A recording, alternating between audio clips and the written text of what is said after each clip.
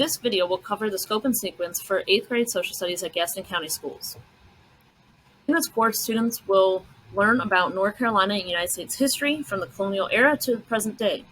Students will use various sources to examine and analyze information and learn how to construct responses using evidence about critical events throughout history. This course includes several different units, including a unit on founding documents, where they'll study the original documents used to begin our nation, a unit on immigration and migration, where students will study push and pull factors to understand why people move and understand the patterns of migration, a unit on economics, the role of slavery in the U.S. economy and the impact of the Industrial Revolution, as well as the Progressive Era, Prohibition, the Roaring Twenties, the Great Depression, the New Deal, and our economy during times of war. There'll be a unit on fights for equality, where students will study historical and modern civil rights movements. They'll learn about migrant workers' rights, women's rights, African American rights, indigenous people rights, and more.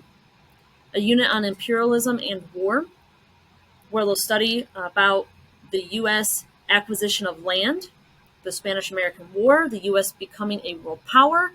They'll learn about World War I and World War II. There'll be a unit on American culture, which will cover religion versus science, entertainment, influence, the Cold War's impact, and youth culture. And then finally, a unit on modern America, where students will focus on modern technology, politics, and current events.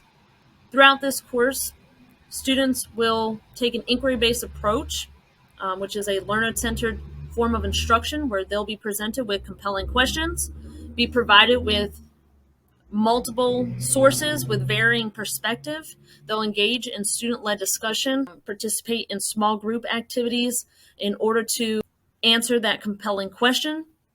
And then students will have the opportunity to take what they've learned in history and apply it to modern problems and issues in our own society.